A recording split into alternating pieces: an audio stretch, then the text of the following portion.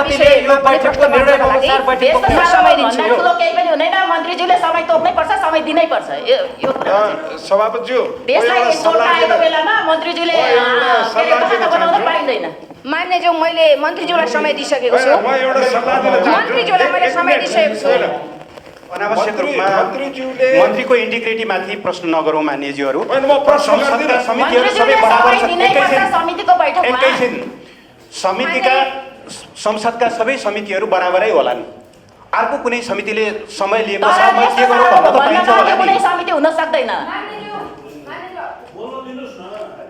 कस्तो कुरा गर्नुभयो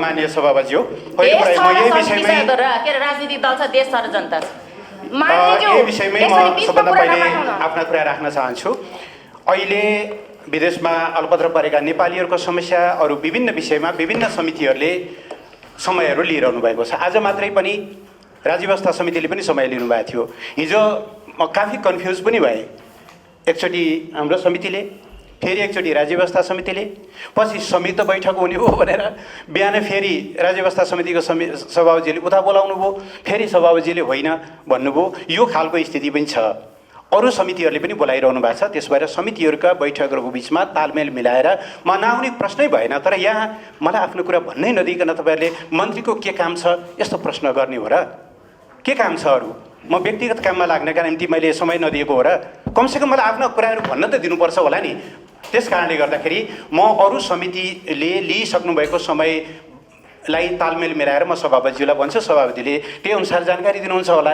यो त धेरै सिम्पल कुरा छ यति सिम्पल कुरालाई किन यति कम्प्लिकेसन बनाइरहेको हो मैले बुझिरहेको छैन म अन्तर्राष्ट्रिय सम्बन्ध समितिमा आउँछु अरू समितिमा आउँदिनँ भन्न मिल्छ र संसदका सबै समितिहरू त बराबरै होलान् यति कुरालाई यहीँ टुङ्ग्याउँ भन्ने मेरो आग्रह छ यो सकिनु पर्यो निर्णय हुनु पर्यो पहिले समितिमा चाहिँ समितिको बैठक कति बेला राख्ने समितिको कुरा हो म चाहिँ दुवै सबै समितिहरूसँग समय तालमेल मिलाएर आउँछु यति सिम्पल कुरालाई कम्प्लिकेटेड नबनाऊ मान्यज्यू मान्य सभाज्यू यहाँ केही महत्त्वपूर्ण तुरुन्तै राख्ने कोसिस गर्नु पर्यो नेक्स्ट मिटिङको तोक्नु पर्यो डेट माननीयज्यू मन्त्रीज्यू बोलिरहेको बेलामा बिचमा नबोल्नुहोस् न किन कुरा काट्दै हुनुहुन्छ संसदीय नियमलाई त कम्तीमा पालन गरौँ बोलौ मान्यज्यू बोलौ हुन्छ हस् मान्य सभाज्यू पहिलो कुरा यहाँ अरू केही प्रश्नहरू पनि उठेका छन् सरकारसँग जोडिएका मलाई लाग्छ ती विषयहरू समितिको आजको एजेन्डाभित्र पर्दैनन् त्यसबाट म ती प्रश्नमा जान चाहिनँ अध्यादेश आदि इत्यादि कुराहरू अहिले म त्यसमा प्रवेश गर्न चाहिनँ दोस्रो केही विषयहरू केही शब्दहरू यहाँ प्रयोग भएका छन् म विनम्रतापूर्वक त्यसलाई अस्वीकार गर्न चाहन्छु आत्मसमर्पण कुर्सी आदि इत्यादि जस्ता प्रश्नहरू यस्ता शब्दहरू यो सम्मानित सदनमा प्रस्तुत गर्नु पूर्व अलिकति गम्भीरतापूर्वक ध्यान दिनुपर्छ भन्ने मलाई लाग्छ आत्मसमर्पण वर्तमान सरकार र व्यक्तिगत रूपमा म कल्पनाभन्दा बाहिरको कुरा हो यति सिरियस एलिगेसनहरू उठाइरहँदाखेरि हामीले अलिकति विचार पुर्याउनु पर्छ होला जस्तो मलाई लाग्छ सिङ्गो राष्ट्र एकताबद्ध भएर राष्ट्रिय हितको जगेर्ना गर्न लाग्नुपर्ने बेलामा यस्ता खालका बहसहरूले हामीलाई कहीँ पनि पुर्याउँदैनन् दोस्रो यो पक्षमा ध्यान दियोस् भन्ने म आग्रह गर्न चाहन्छु र त्यस्ता खालका प्रश्नहरू त्यस्ता खालका शब्दहरूलाई म खारेज गर्न चाहन्छु तेस्रो विगतमा भएका केही प्रश्नहरू साथीहरूले उठाउनु भएको छ मान्यज्यूहरूले उठाउनु भएको छ मान्य सभाज्यू म विथ ड्यु रेस्पेक्ट विगतमा विभिन्न समयमा प्रयासहरू भएका छन् र ती प्रयासहरूलाई हामीले निरन्तरता दिँदै यो बिन्दुसम्म आइपुगेका छौँ यही प्रश्नमा पनि कुरा गर्दाखेरि तत्कालीन प्रधानमन्त्री सुशील कोइरालाको प्रधानमन्त्रीत्व कालमा जति बेला महेन्द्र पाण्डे परराष्ट्र मन्त्री हुनुहुन्थ्यो लिपुलेखको विषयमा सरकारले डिप्लोमेटिक नोट पठायो त्यसको निरन्तर फलोअप पनि गरिरहेका छौँ त्यस पछाडि यो सीमा समस्याको बारेमा अध्ययन गर्न एउटा कार्यदल पनि बन्यो र त्यही जगमा टेकेर 2016मा दुवै देश सम्मिलित दुवै देशका प्रधानमन्त्रीले नियुक्त गरेका विज्ञहरू सम्मिलित यो प्रबुद्ध व्यक्ति समूह बनेको हो, त्यसैको एउटा कन्टिन्युटी हो। त्यसलाई चाहिँ अस्वीकार गरेको, अघिल्लो सरकारले गरेका कामहरूलाई चाहिँ थाती राखेको भन्ने प्रश्न होइन। यसलाई यस रूपमा नबुझिदिनको निम्ति म माननीय सभापति मार्फत माननीय ज्यूहरूलाई म आग्रह गर्न चाहन्छु। त्यसैको निरन्तरतामा आएर एपीजीले सर्वसम्मत ढङ्गले एउटा प्रतिवेदन तयार गरेको छ। नेपालको फर्म विश्वास के हो भनेदेखि त्यो प्रतिवेदनको कार्यान्वयनले दुई देश बीचमा रहेका इतिहासदेखि थाँतिरहेका मुद्दाहरूलाई सल्टाउन, अविश्वास या विश्वासको वातावरणलाई राम्रो बनाउन, विगतमा अविश्वास सृजना हुने कतिपय मुद्दाहरूलाई सल्टाउन र 21औं शताब्दी सुहाउँदो एउटा नयाँ चाहिँ भनौँ न सम्बन्ध निर्माणका लागि त्यसले कन्ट्रिब्युट गर्छ। त्यही कारणले हामी लगातार त्यसको पक्षमा उभिँदै आएका हौँ। त्यस कारणले अघिल्लो सरकारले गरेका कामहरूको निरन्तरताको रूपमा यी काम भइरहेका छन् भन्ने म आग्रह गर्न चाहन्छु। त्यति बेला दिएको वक्तव्य साह्रै ठुलो, अहिलेको औपचारिक यस्ता प्रश्नहरूमा यो राजनीतिक दृष्टिकोण चाहिँ राम्रो हुँदैन भन्ने म आग्रह गर्न चाहन्छु।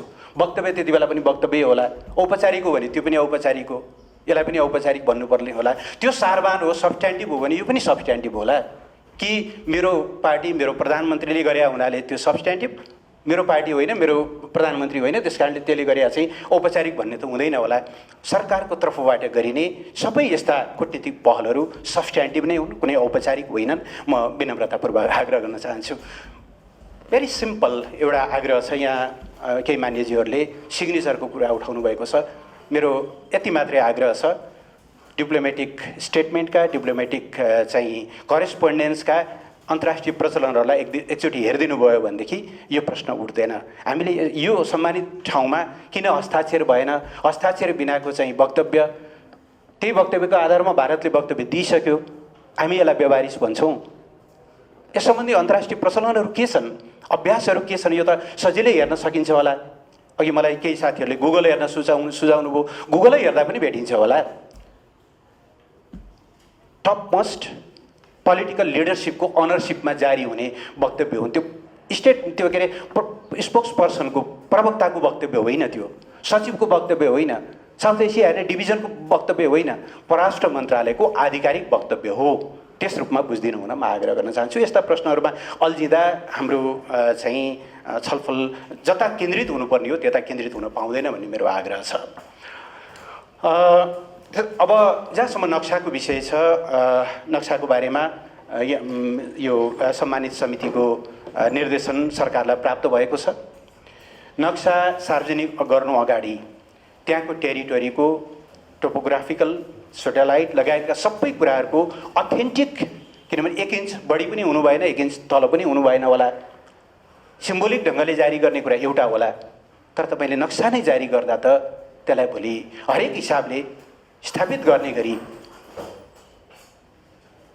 गर्नुपर्ने भएको हुनाले सरकारले आवश्यक प्राविधिक तयारीहरू गरिरहेको छ। नक्सा सार्वजनिक गर्ने कुरामा कुनै कठिनाइको कुरा भएन। तर यो दुईटा प्रश्नलाई एक ठाउँमा नजोडौँ भन्ने मेरो आग्रह के छ भने, नक्सा सार्वजनिक भएको भए अहिलेका समस्या आउँदैन थियो, नक्सा सार्वजनिक नभएको हुनाले आयो भन्ने खालको होइन।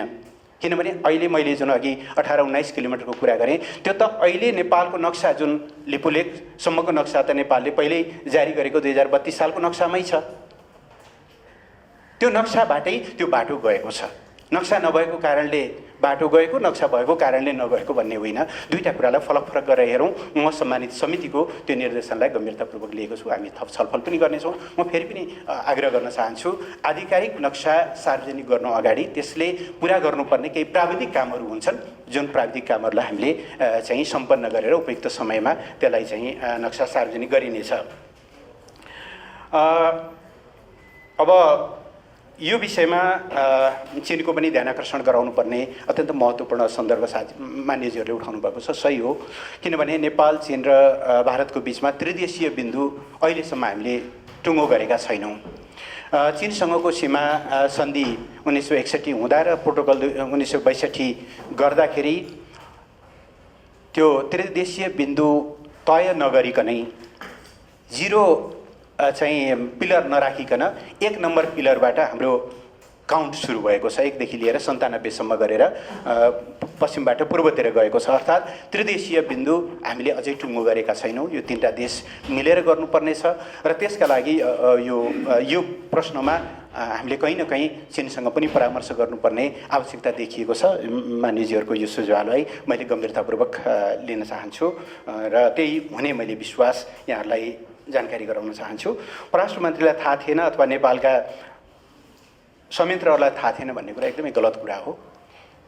अब कहाँबाट मान्यज्यूले त्यो कुरा उल्लेख गर्नुभयो थाहा छैन। सायद अस्ति एउटा कुनै मिडियाले, म भर्खर पार्लियामेन्टबाट बाहिर निस्कँदै थिएँ, हामी 6:30 भन्दा अझै पछिसम्म पार्लियामेन्टमा थियौँ। निस्किने बित्तिकै कसैले यहाँ बाटो त उद्घाटन भएछ नि, के भन्नुहुन्छ भन्यो। मैले थप अध्ययन गरेर म तपाईँलाई बताउँछु भनेको यति हो। अब के लेख्छन् अब यी सबै कुराहरूतिर म जान चाहन्न। सरकारलाई भलीभाँति थाहा छ। 2008देखि काम सुरु भएको कुरा सरकारलाई थाहा नहुने भन्ने कुरा, नेपालका अन्य निकायहरूलाई थाहा नहुने भन्ने कुरा भएन।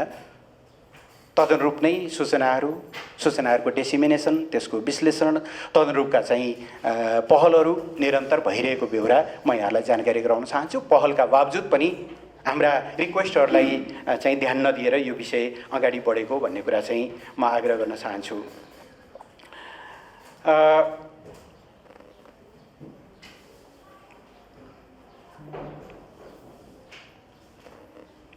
अब अन्तर्राष्ट्रियकरणको बारेमा साथीहरू मानिसहरूको केही सुझाव छ। म यस बारेमा पछि अलि सविस्तार छलफल गर्न चाहन्छु। तर हामीलाई थाहा छ यस्ता प्रश्नहरूमा हामीले बहुत सोची विचारिकन मात्रै कदम चाल्नुपर्ने हुन्छ।